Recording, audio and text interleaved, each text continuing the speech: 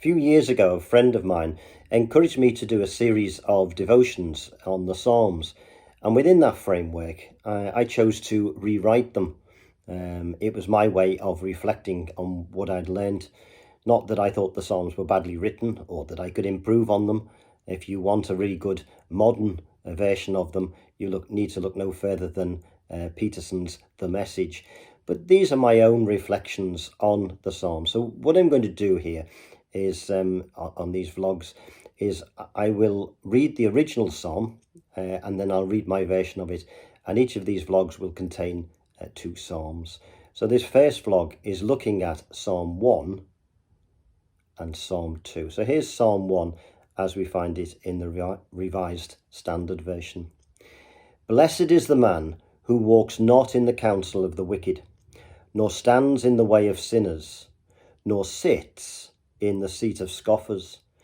But his delight is in the law of the Lord, and on his law he meditates day and night.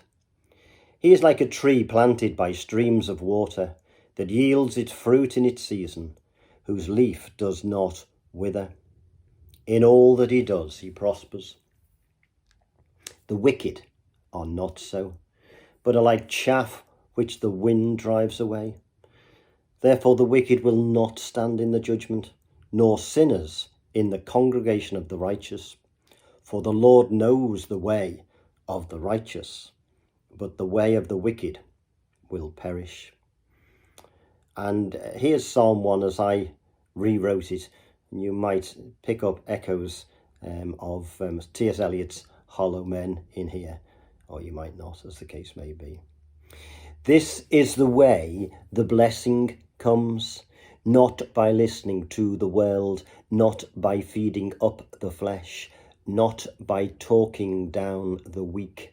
This is the way the blessing comes, but by buzzing off the word and by breathing in its breath through the bright hours and the dark. This is the way the blessing comes, planted deep by living water, fruitful at the proper time, heart healthy and evergreen. This is the way the blessing comes. But this is the way the cursing comes. All the wicked, wayward people find that God will blow and they will tumble down the wind like empty crisp packets.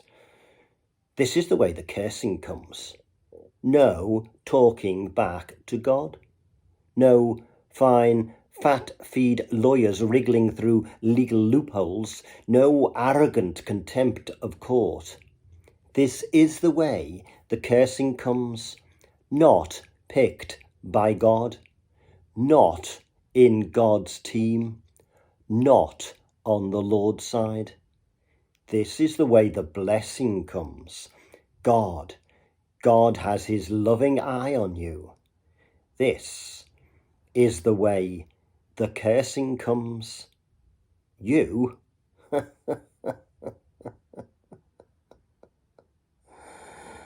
you have already lost.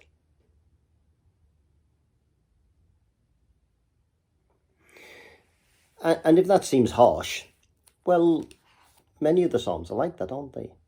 They do give out this opinion that God is on the side of the righteous person, but the wicked person will perish. Here's Psalm 2, this lovely psalm, this coronation hymn. Why do the nations conspire and the peoples plot in vain? The kings of the earth set themselves, and the rulers take counsel together against the Lord and his anointed, saying, let us burst their bonds asunder and cast their cords from us. He who sits in the heavens laughs. The Lord has them in derision.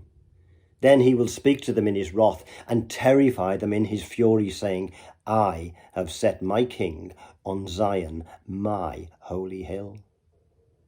I will tell of the decree of the Lord. He said to me, you are my son. Today I have begotten you. Ask of me, and I will make the nations your heritage, and the ends of the earth your possession.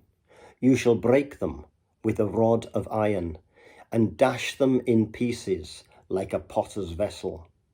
Now, therefore, O kings, be wise. Be warned, O rulers of the earth. Serve the Lord with fear.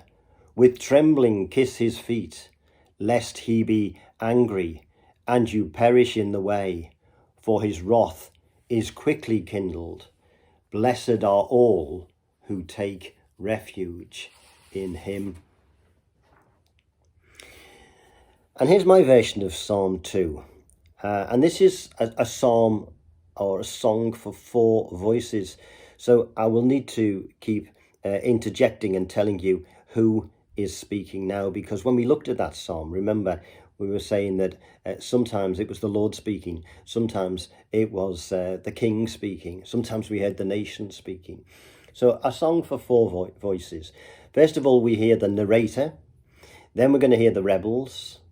At some point we'll hear God, and at another point we'll hear the king, but I will point out to you who's speaking.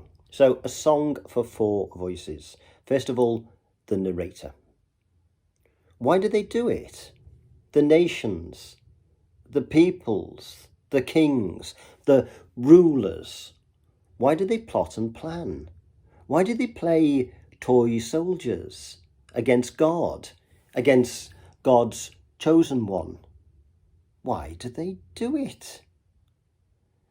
Now we hear the rebels. Down with God. Down with the king.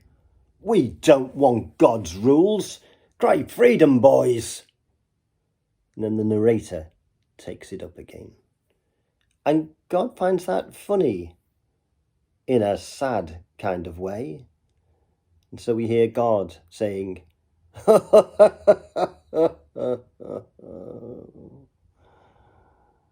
narrator picks up the thread. And God finds it sad in a funny kind of way. So that God says, I chose the king. I chose the kingdom. Back to the narrator. And the people scurry to hide in holes, to run under rocks, to flee from the thunder, from the burning anger. Now we hear the king. Can I speak now? Let me tell you what God said to me. Are you listening? All right then, here it is. You are my son. I am your father.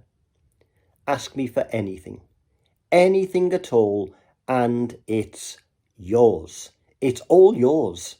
You will rule this world, all of it. And if anyone sees fit to disagree, you'll know what to do. Don't take no for an answer. Finally, we hear the narrator closing things off. This is payback time for the rebels. On your knees, show your loyalty. Take no liberties. Sing to the king. Don't make him mad. This is the way the blessing comes. Hide me, God.